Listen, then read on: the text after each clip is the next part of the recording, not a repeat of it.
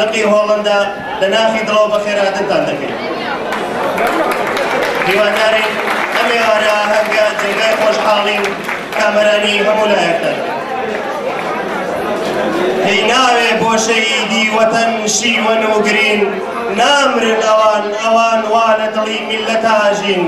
ئامادەبوانی بەڕێز ئێستاش بۆ ڕێزلێنان لە گیانی پاچی سەرجەم شەهیدانی ڕێگای ڕزگاری کورد و کوردستان و شەهیدانی یەکێتی قوتابیان و لاوانی دیموکرات فەرمونون هەموومان با بەیەکەوە خولەکێک بۆ گیانی پاچی شەهیدانی ڕێگای ڕزگاری کورد و کوردستان قازی و بارزانی ڕابوەستین. فەرمونون.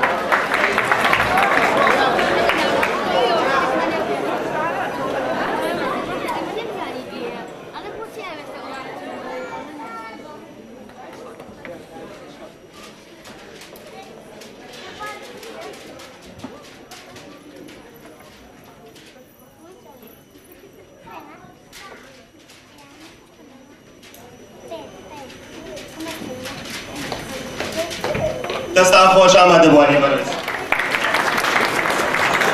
دەبا هەموومان بەیەکەوە سرودی نەتەوەی کوردی ڕەقیب بڵێینەوە. فەرمونون.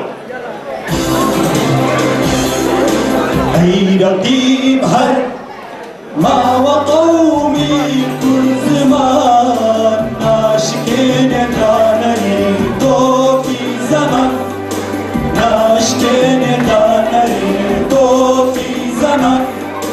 ئەی ڕەقیب هەر ماوە قەومی کورد زمان، ناشکێنێ دانەری تۆفی زەمان، ناشکێنێ دانەری تۆفی زەمان. کەس نەڵێ کورد مردووە، کەس نەڵێ کورد مردووە،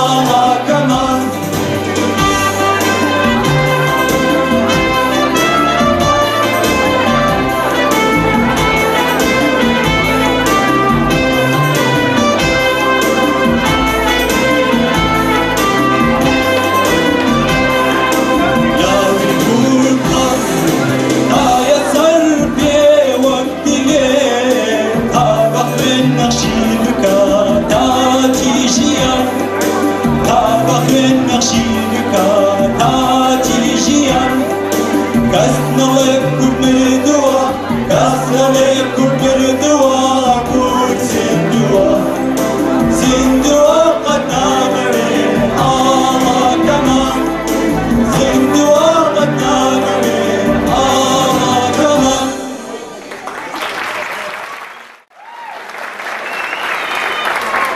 داگیرکەری دڵپڕ لەقین، دڕندەی بێویژدان و دین، ناتوانی واکەی کورد نەبین، هەر کورد بووین و هەر کورد دەبین.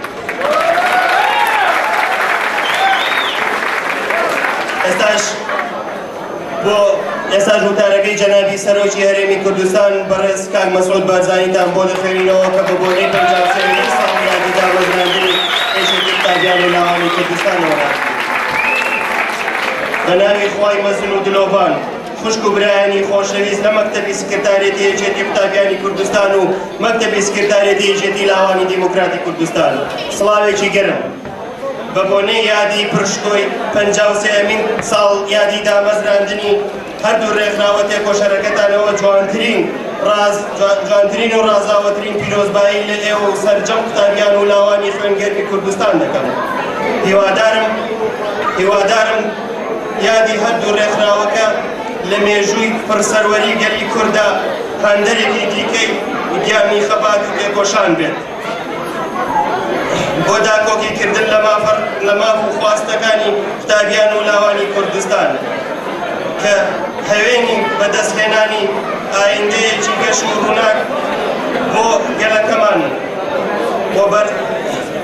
بۆ بەردی بناغەی پێشکەوتن و پارێزگاری بناغەی کۆمەلگای مەدەنیەتن.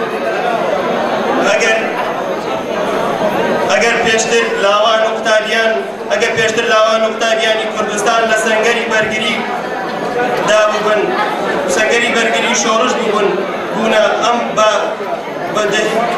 بەدەیان هێنانی ئەو دەستکەوتانە بوون با ئەم ڕۆژ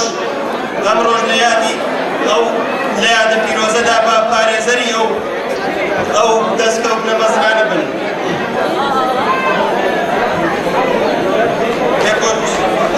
هەر چۆن بارزانی نەمر بە شورای کۆڵایین و بەسەری ڕمی ناوزەر بوون لە قۆناغی داهاتووشدا بە وەسفە پیرۆزە بمێننەوە لە بارودۆخی هەستیارێکە گەلەکەمان دا پێدا تێدەپەڕن خەباتی ڕیزەکانی خۆیان زیاتر بکەون و کاریش بۆ بەرەو پێشبردننی ئاشتی زانستی و هۆشیاری بکەن چونکە بیر و قەڵەم کاریگەرترین شێوازی ئەم سەردەمەیە ئەو سەردەمەی ئێستایە کە بۆ گەشت مافەڕەواکانی گەلەکەمان و خزمەتکردنی ئەزمونە دیموکراسیەکەی تێبکۆشن. مەسعود بارزانی سەرۆکی هەرێمی کوردستان 17 شوباتی 2006.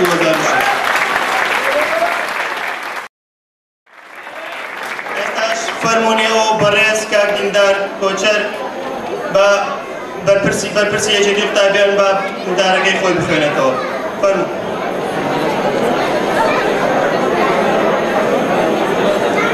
بناوی خودی مەسن و دلوڤان خوشکە برایان میوانە بەرێزەکان بەخێرهاتنە هەوە دەمیا دکەین و سپاسیا هەوە دکەین بۆ بەشداربوونە هەوە. ئەگەر بێت و سەیرێکی لاپەڕەشنگەرەکانی مێژوو گەلانی ئازادیخوازی دنیا بکەین لە دوایی جەنگی یەکەم و دووەم لە سەرکەوتەکانیان و بەبێ جدابوچنای بەرخەدان و سەرکەوتەکانیان لە بندەستی زوڵم و شەڕ و شۆڕەکان بێگومان هەرە خالی گرنگ و چەرخانی ئەم مێژوانە و پێشەنگە و خەباتانە قوتابیان بوو و بە خوێنی سۆر و گەشیان سەربەخۆیان هەڵ کرد ئالای سەربەخۆیان هەڵ کرد.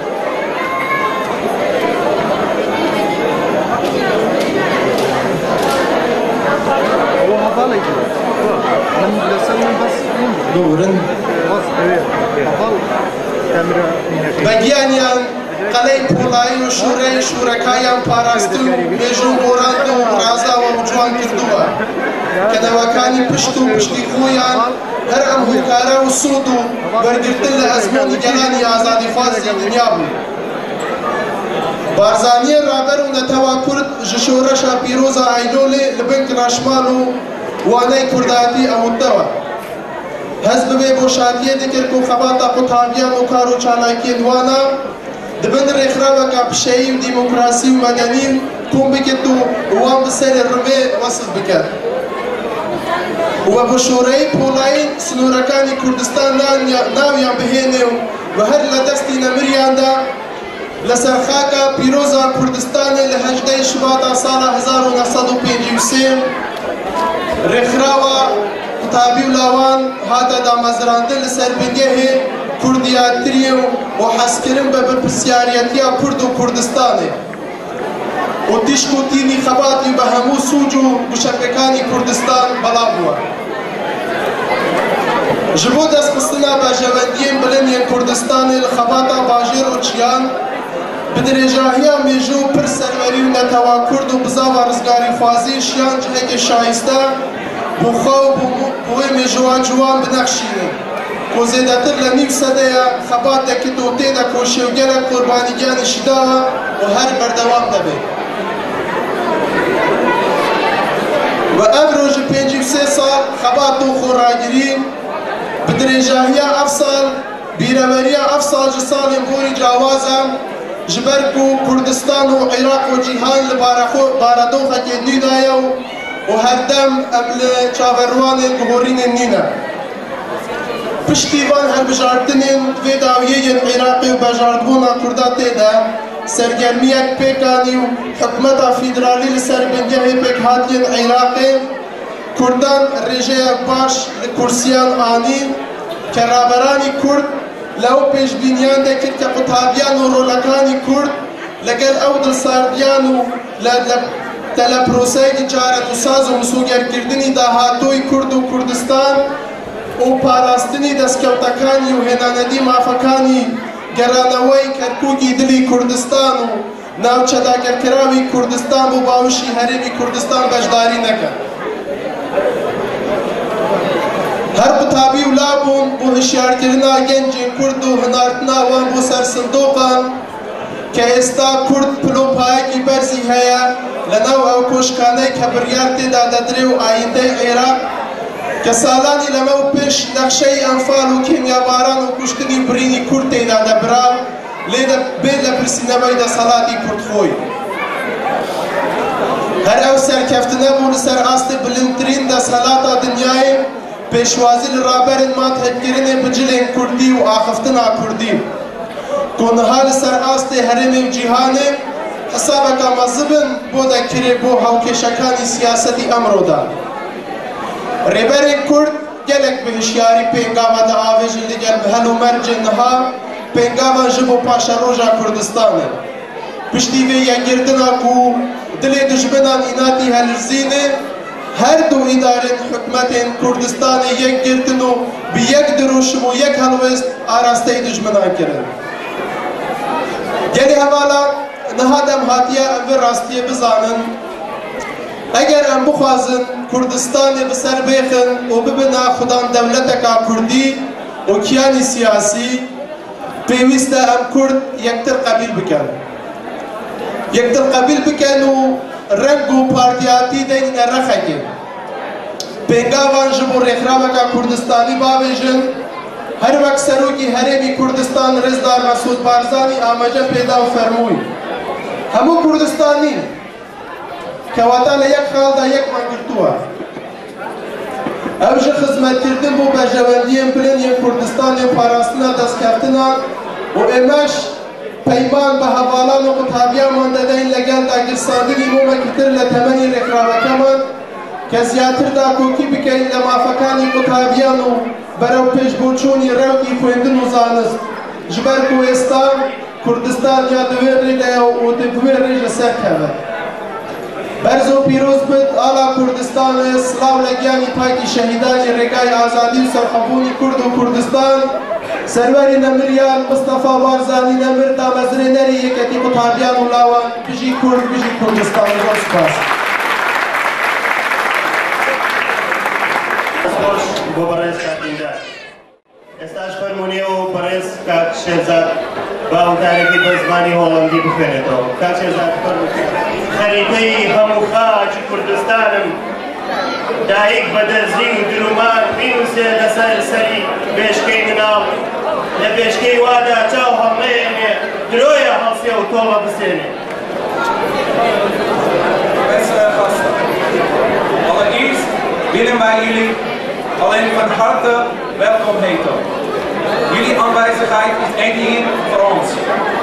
Tussen ons zijn er ook een aantal bekende politici, partijen en andere verenigingen aanwezig. Hen willen we in het bijzonder bedanken voor hun aanwezigheid. Jarenlang vechten we voor erkenning voor een land, voor ons land. Onze strijd voor gerechtigheid is nooit geëindigd. We zijn getuigen geweest van veel ernstige en onvergetelijke gebeurtenissen. 53 jaar geleden heeft de legendarische leider Mullah Mustafa Barzani de Koerdische jongeren en studenten in Koerdistan opgericht. Hij was zich bewust van het feit dat de jongeren de toekomst waren. Wij konden een grote rol spelen in de wereldpolitiek. Wij als Koerdische jongeren studentenunie hebben de ideeën van onze legendarische leider overgenomen en verwezenlijkt. Hier in Nederland maken we gebruik van alle mogelijkheid om onze Koerdische jongeren en studenten te ontwikkelen, zodat we alleen uiteindelijk iets voor ons land kunnen betekenen. Nu is de tijd aangebroken om onze krachten te bundelen en eenheid te vormen. We moeten met een duidelijke stem ons presenteren aan de wereld. Wij zullen elke kans met de beide handen krijgen om een nog mooiere toekomst te krijgen voor de Koerdistan. Ten slotte, wij willen iedereen die ons geholpen heeft bij deze organisatie bedanken. Moeite en energie, die hebben ze aan ons besteden. We moeten niet vergeten dat we zonder hulp van u hier niet zouden staan. We wensen jullie een fijne avond toe en heel veel plezier. Pishi Koerdistan. لچوار چرای مهاباد لکان گیبی ریاضات دستی رشید تاجیر کرد چخاندی داری بیداد لدار دریا پیشوا روڵەی وەفاداری کورد بۆ کورژیا و بۆ کورد من ئێستاش فەرموونیەوە بەڕێز نوێنەری کۆمیتەی هۆڵندای حیزبی دیموکراتی کوردستانی ئێران لوانی بەڕێز مشکور بلێکی کۆمیتەی حیزبی دیموکراتی کوردستان لە هۆلەند وەربەدڵ پیرۆزبایی لەنگاو سێهەمین ساڵیادی ڕێکخراوەکەتان دەکەین. ڕێزگرتن و بایەختانان بۆ زانستی گشتی نەوەی کە تەنیا مانای پێشکەوتنی فەرهەنگی گەلێک بەخۆوە دەگرێت بەڵکو لە حاڵوەزی ئەمڕۆی گەلی کووردا وەک ئەرکێکی شۆڕشگەرانە لە حیزبی ئێمەدا بەچاو دەگیرێت. هەرچەند ڕەوەندی پتەوبوونی ڕادەی زانستی گەلێک بەرەو گەشەکردن بڕوە بە یەقین سەرکەوتنی ئەو گەلە لە هەموو بوارەکانی کۆمەڵایەتی سیاسی و فەرهەنگیەوە سەیرێکی چارەکانتر بەخۆوە دەگرێ و ڕێگای بە ئامانجگەیشتنی ئەو گەلە سەهل و ئاسانتر دەکات. حیزبی دیموکرات وەک حیزبێکی پێشکەوتوو خۆی بە پشتیوان و هاوکاری هەموو ڕێکخراوێکی ڕۆشنبیر دەزانێت. حیزبی دیموکرات تەجروبەی موسبەتی فکری و عەمەلی لەگەڵ خوێندکارانی کورد هەیە کە تا ئێستا بە شێوەیەکی تاقەکەسی و خۆبەخشی خۆیان لە ڕێگای خەباتی سەرکەوتنی گەلەکەیان هەڵماڵیوە.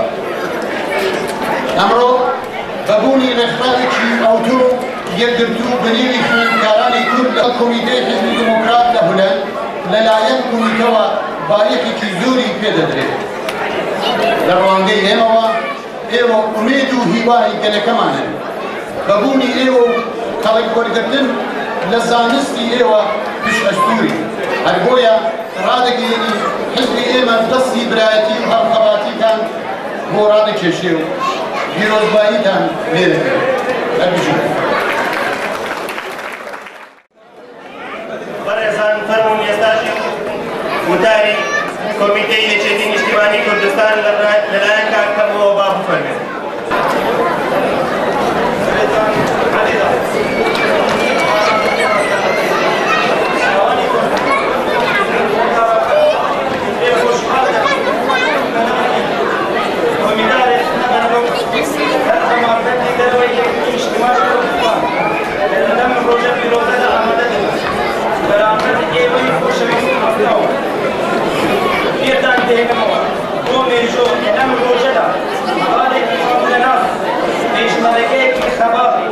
50 ساله پێشمەرگەیەکی دۆنگی قەندیل سەرۆکۆماری ئێستای عێراقی فەدەرال هەواڵی پێگۆشەر بەڕێز هەواڵ مامجەلال کە ئەو ساڵە تەمەنی ئێستای ئێوەدا بوو گەنجێکی بۆشناخی کەش و جوان و شی بوو لە تەمەنی 20 ساڵیشدا هەر سەرکردە و سەرۆک بوو ئەو کاتە ئەندامی ئەو کۆنگرەی پارتی دموکراتی کوردستان بووە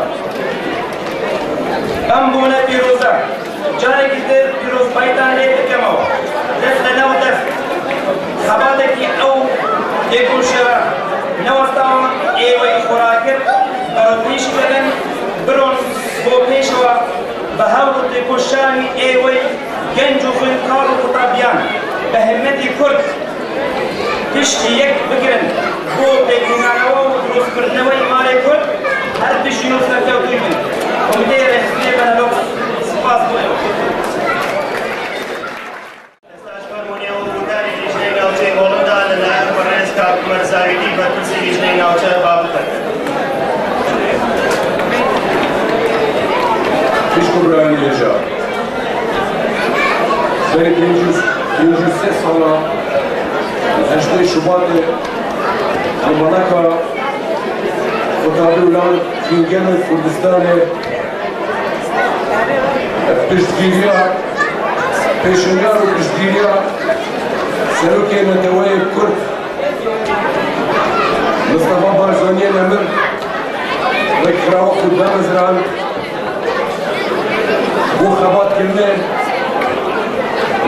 من جل بشمريات قهرمان بو فز بينانا مافد رواية كلمة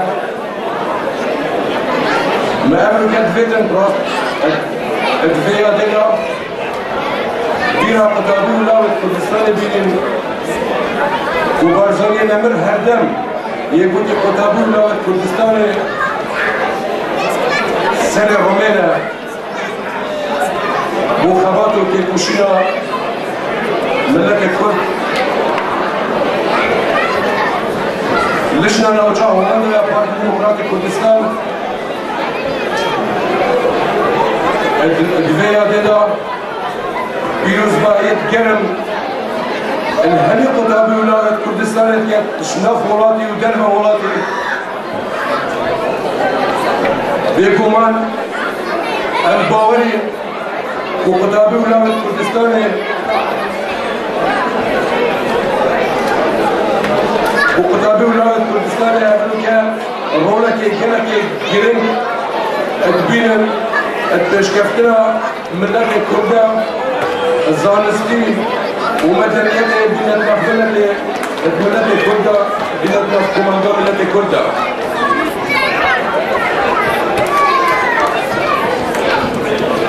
سربرزی و نمری بوگیش شهیدانی رباز دوزا خبات ملن کرد سرور وان مصطفى بارزانی و ادریس هردم زندو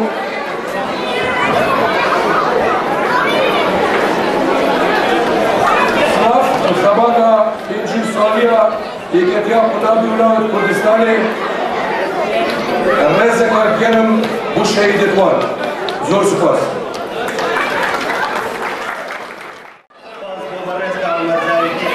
ئێستا بەڕێزان ئێوە چاوەڕوانی ئاهەنگ و مۆزیکە ئێستاش بەڕێز کاک نیاز شەیدا بەرگەیەکی بەرنامەکەمان بە ئاهەنگ و مۆسیقا بە شای هەڵپەرچێ دەڵازێنەوە بەڕێز کاک نیاز شەیدا با بفەرمێن ئەوەی بەناوی خودای گەورە و بەخشندە و میهرەبانەوە پیرۆزبایی 53 ساڵەی یادگارکاریان لەوان لە هەموو لایەکەکەم و بەخێریان سەر و سەرچاو میوانە بەڕێزەکان بە خێراتیتان ئەکەین بەخێریان سەر و سەرچاو خۆشەویستان تووشی هەموو لایەکان نیاز شەیدا لە خزمەتدان هەر چەند گۆرانیە هاوکارانم کاکە کاوەرە کوچی مامۆستا هەمووەکەمان چەڵێژە قایم بۆ برادر عەزیزان لێرن زۆر سپاسان هەموو لایەکان بەخێریان سەر